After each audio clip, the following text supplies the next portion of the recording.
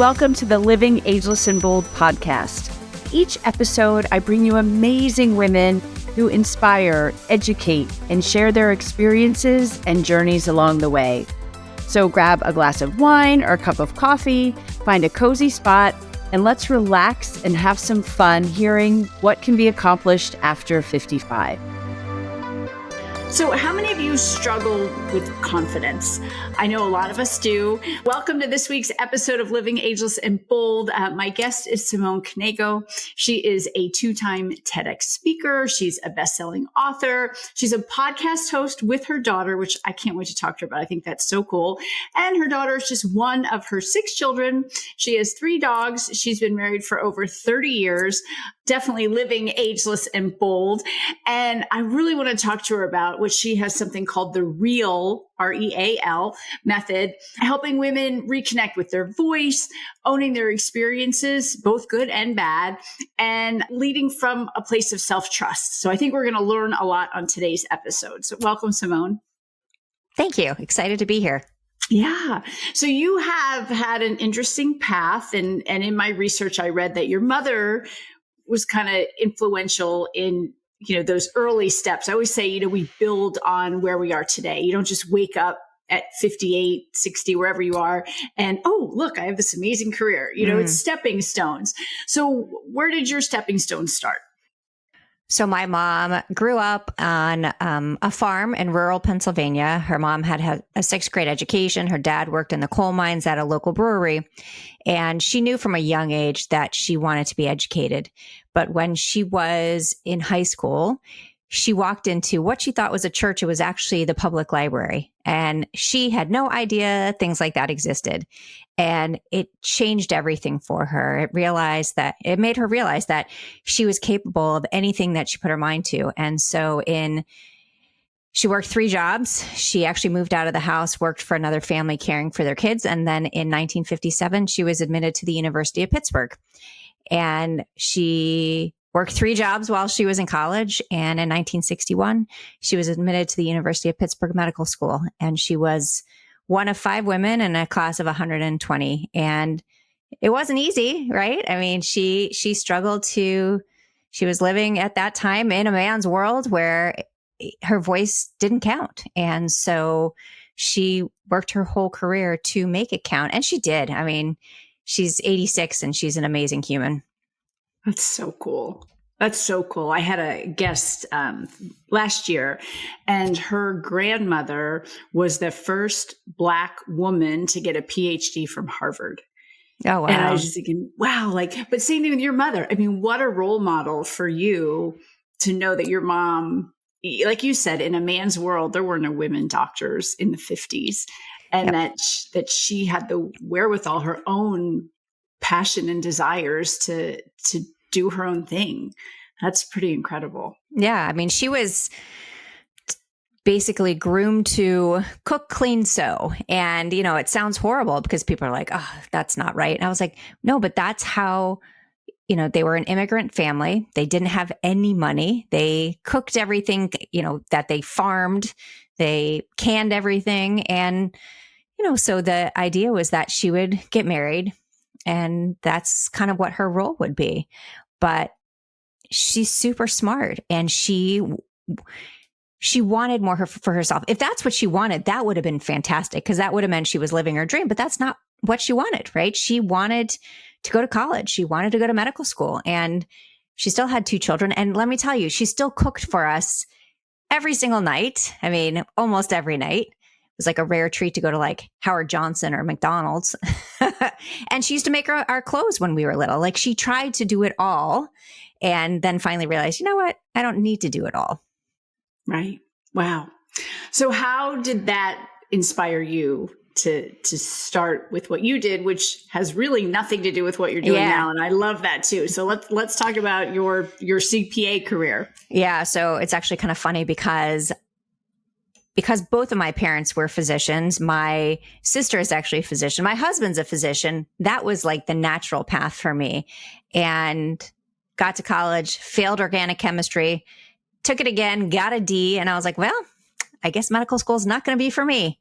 And I wanted to go into acting. And my dad said, let's talk a little bit more reasonable because I'm paying the bills.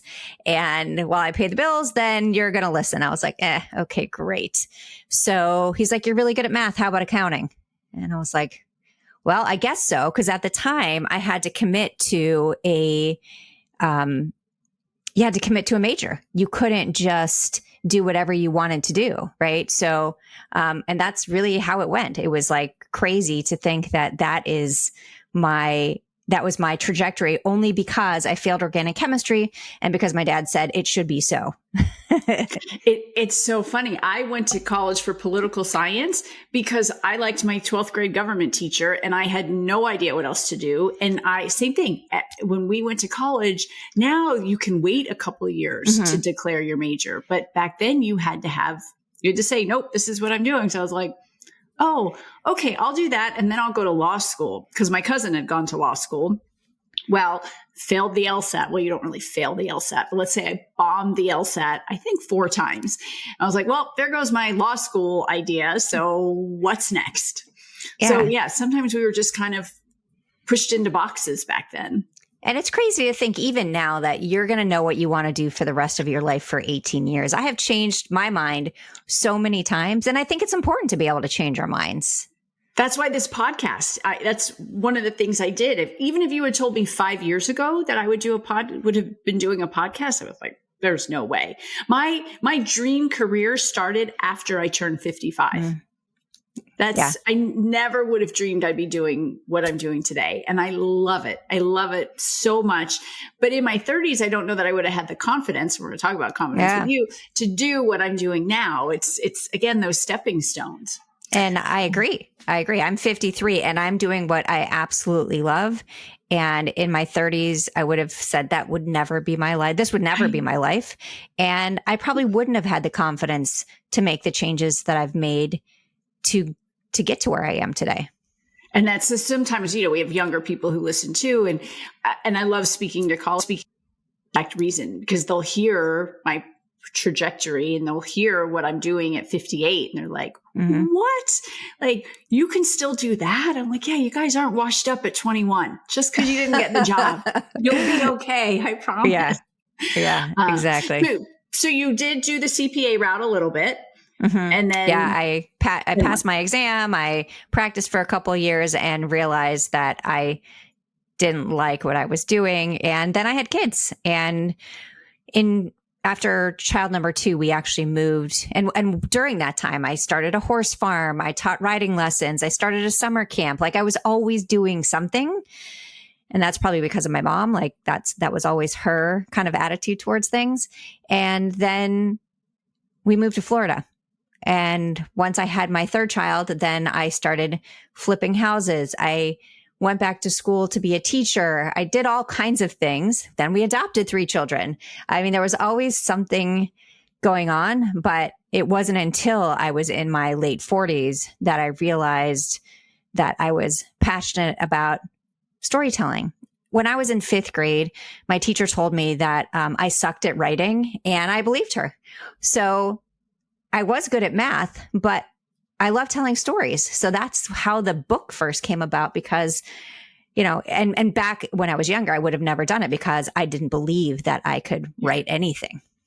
Well, let's talk about it. You had 3 kids and then you adopted 3 kids and you've got 6 kids and no matter what, doesn't matter if mom is working or not, the kids are sick. They want mom. We talk about this a lot on here. I have a friend who was a CEO and her husband worked for her, but the kids get sick. They want mom. Yeah. So how in the world did you even have the time to think about, I want to write a book?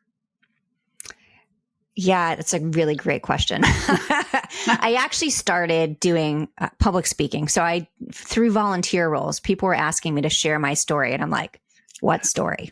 Right? I don't have a story. And they're like, you have a story. Again, you have done all these things. You have 6 children, you adopted 3 children, you climbed Kilimanjaro, like you have a story and we want to hear it. And that's when I started telling my stories out loud, that's when I realized, oh wait, maybe I do have a story. And you know what? I think I do want to write it down because if nothing else, it's something for grandkids and great grandkids to look back at later and say, oh, those were the stories that she was talking about.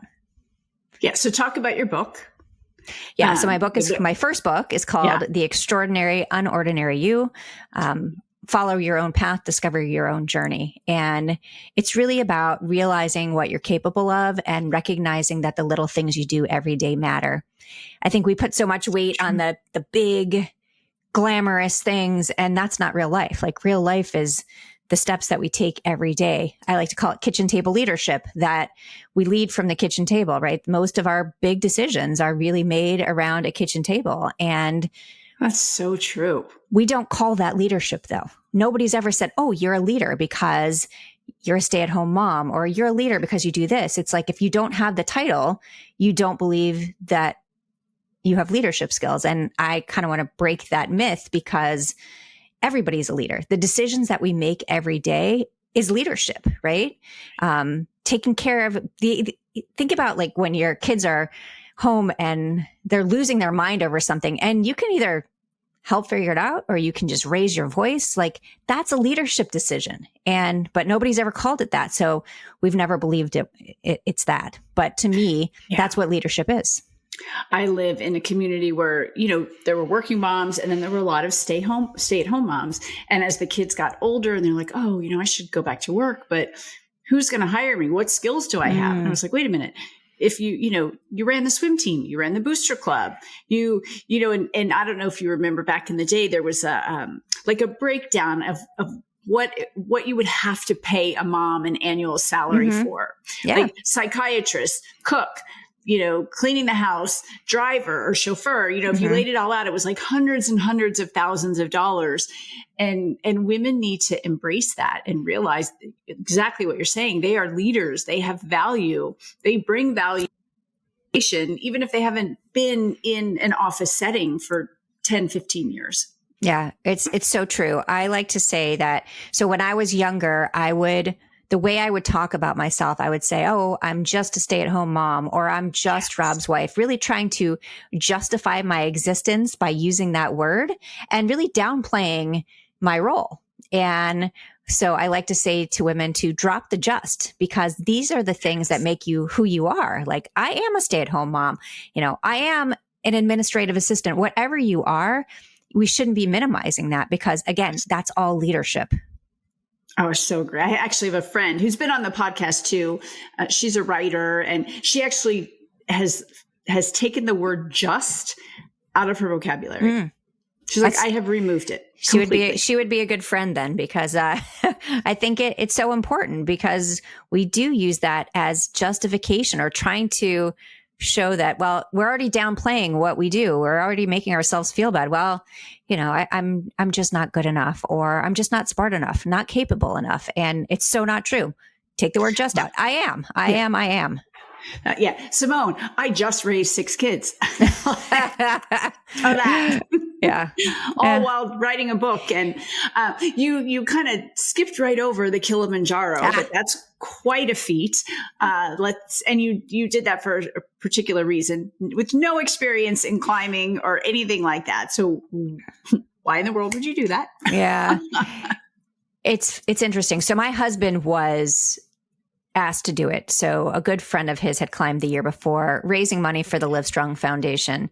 And they asked my husband's 6'5". He's like, I don't want to sleep in a tiny tent at 16,000 feet on the last night. I just don't want to do that. And so he said, no, thank you. Call Simone. And so I got the call, and Thanks, thank you. You know what? I do thank him a lot for this, because it really was such a life-changing experience for me. I was at a point in my life where I was really struggling. I felt like I had lost my identity. Again, I was raising 6 kids. I kept this facade the whole time that people thought I was always so strong and that I had it all together. And on the inside, I was really struggling. And I really needed something for myself. Now, did I think it was going to be climbing a mountain? No. But that was kind of the opportunity that presented itself. And people are like, why did you say yes?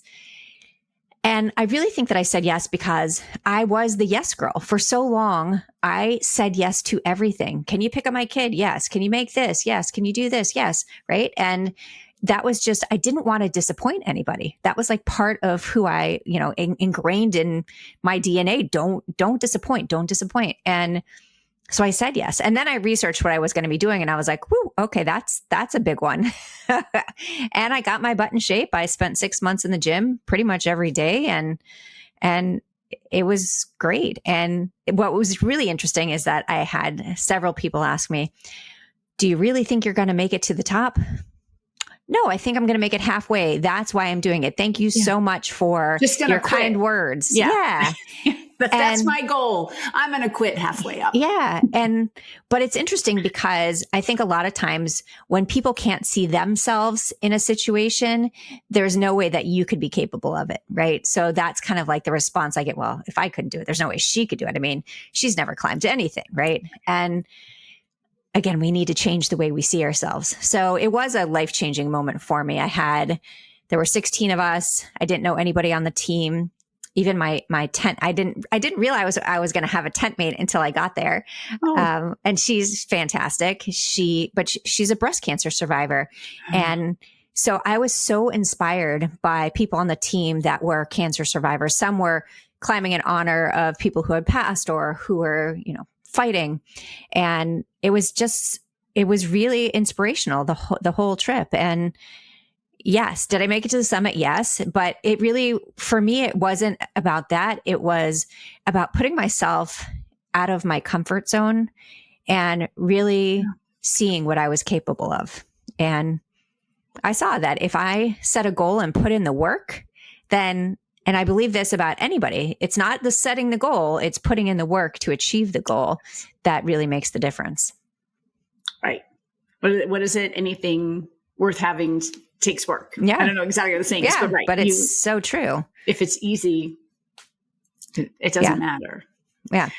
All right. I want to talk about your podcast because I think it is so cool that you're doing this with your daughter. How did you guys come up with this? So we always have really funny conversations and very real conversations. Again, going back to being real, we just say it how it is. And Olivia was diagnosed with Crohn's when she was 16, and it was right before. So basically she got diagnosed with Crohn's in November of 2019. And she was in her senior year. So she missed a lot of her senior year. And then, of course, in March, everything shut down of 2020.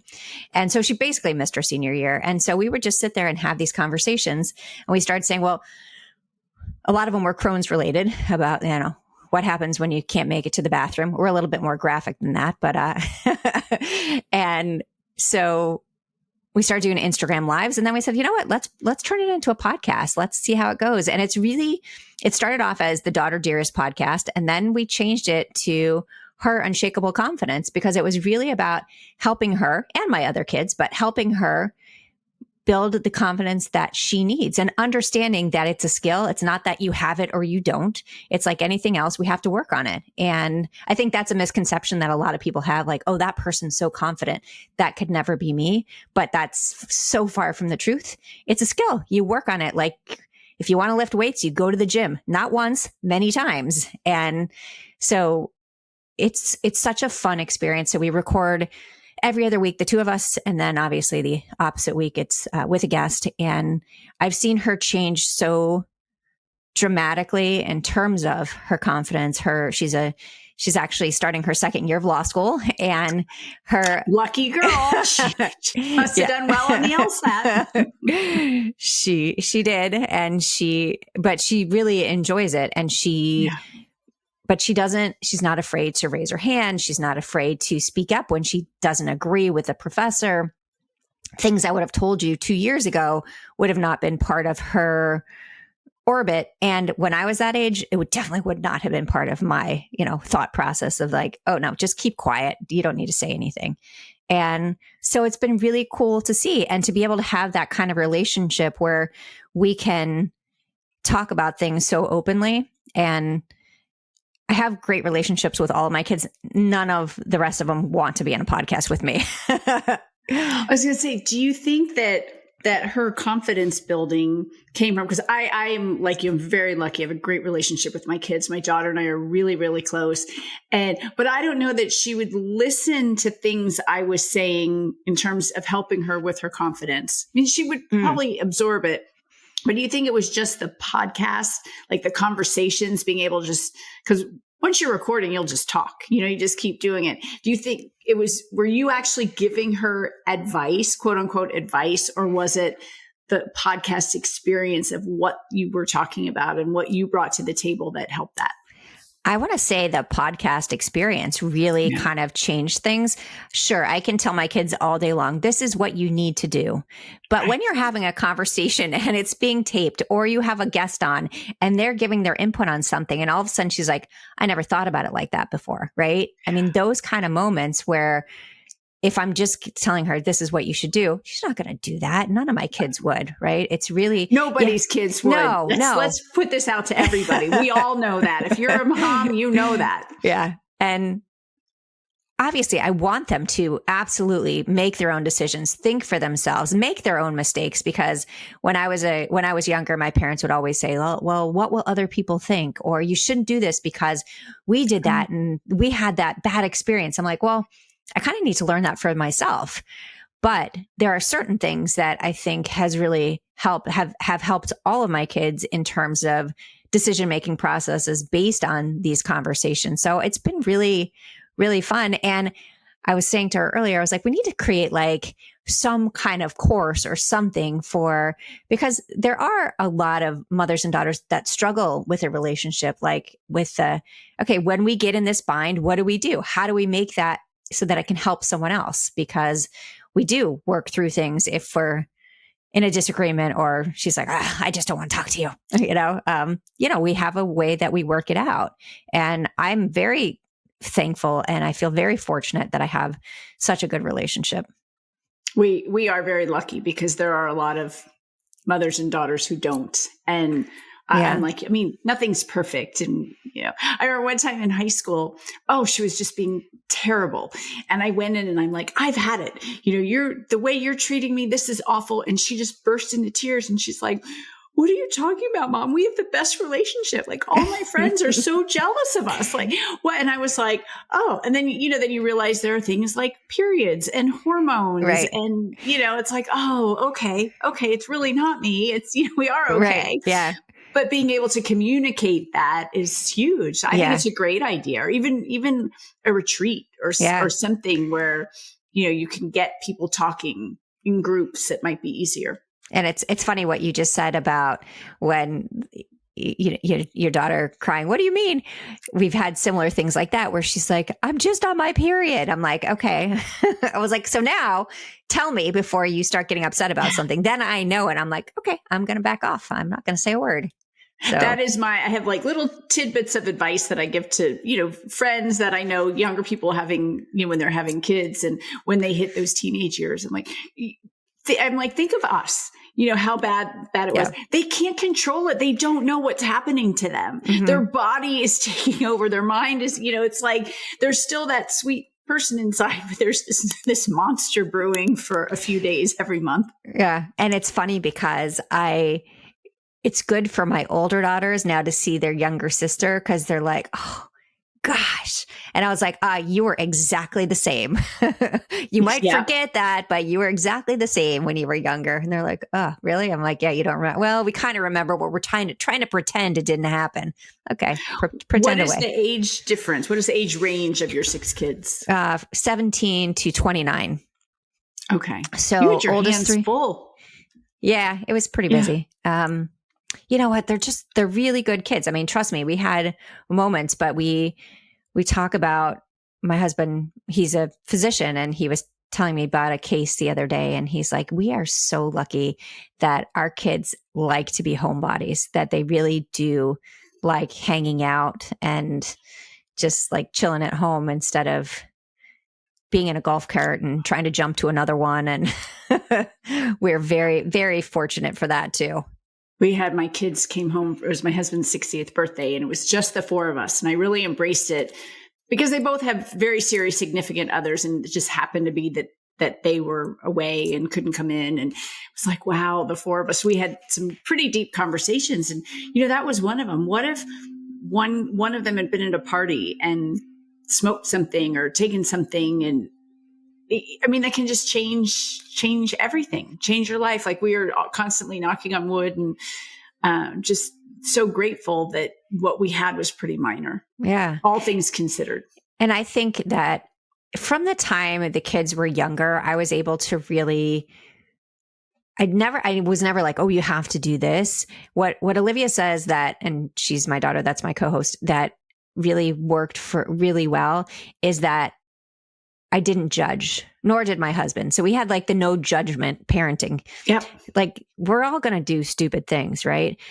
How can I help you versus let me tell you why that was so dumb? I mean, they already know when they make a mistake, they already know, right? And when we dig it in, guess what? They're not going to want to hang out with us if we're constant. Now, trust me, there are boundaries to hold up, but still I see it a lot where I think because I've told them about how I was when I was younger or how their dad was when he was younger, that they're like, yeah, well, I can't believe you guys were so dumb. Like, thank you so much. But my husband had a 1.997 in college and they were kicking him out of college because you had to have a 2.0, and trying to find somebody to help him to, boost your grade just a little bit, and the whole story. And he finally did. And that changed him forever. And he went on to work for a company, buy the company, sell the company. He's now retired, but the kids took that story and even told their friends, and they're like, oh yeah, we didn't want to screw up like dad in college. That's not good. So. Right.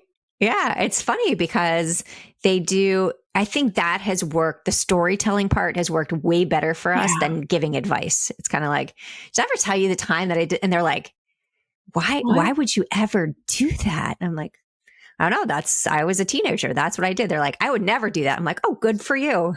Ooh, that worked. Yeah, that's great.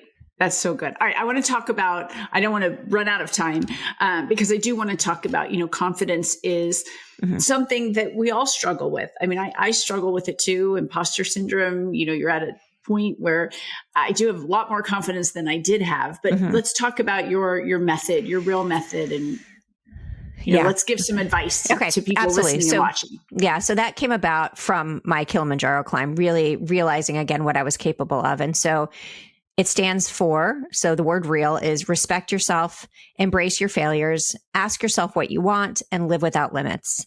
And I really started with respect yourself because as a child, I don't ever remember being taught that the most important to respect is me. I remember it was my peers, my elders, and your coworkers, whatever. But you have to be able to set boundaries. You have to be able to say no. You have to believe that you are exactly who you're supposed to be, and you shouldn't have to change yourself for anybody else. So that's why I started there. Embracing your failures is, again, we fear failure so much that it's hard to move forward. But failure is just part of learning, just like anything else. I mean, I say we fail forward. Yes. That's how you move forward is by failure.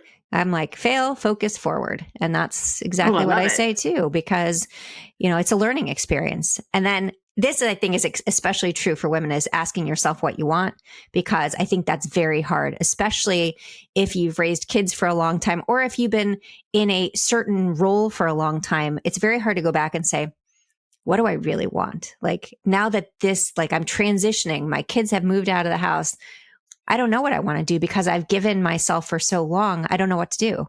And it really comes back to asking yourself the questions of, what did I want to do when I was younger? Did I actually do that? What do I love? What are things I'm good at? All those kinds of questions to get you there.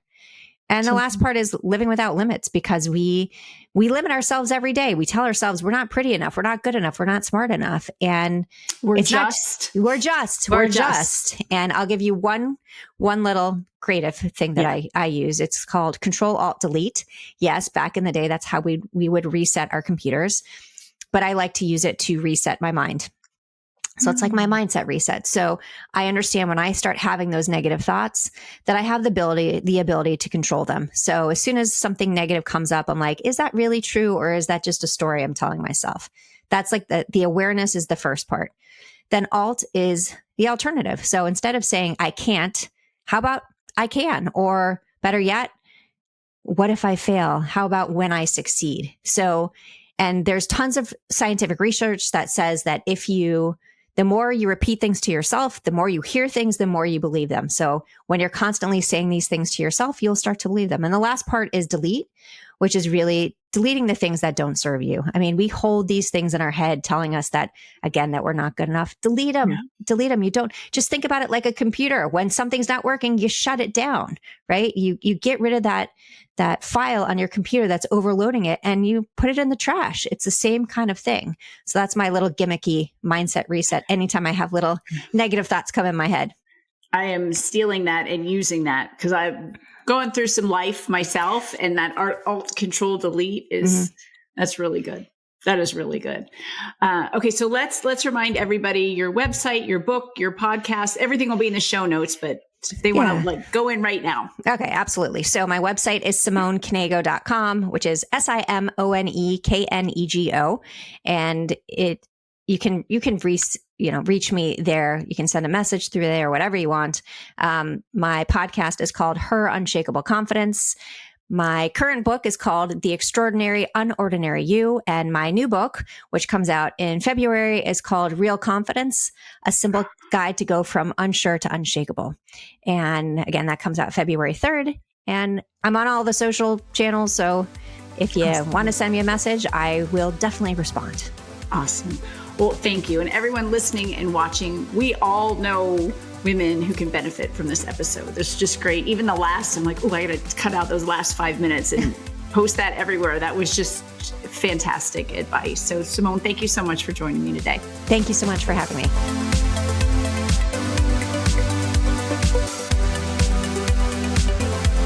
Thank you for listening or for watching this episode of Living Ageless and Bold. If you haven't already, please make sure you hit subscribe. And if you like the episode, I hope that you will give us a great review. You can also head over to livingagelessandbold.com and sign up for information, inspiration, and exclusive opportunities for us, women over 55.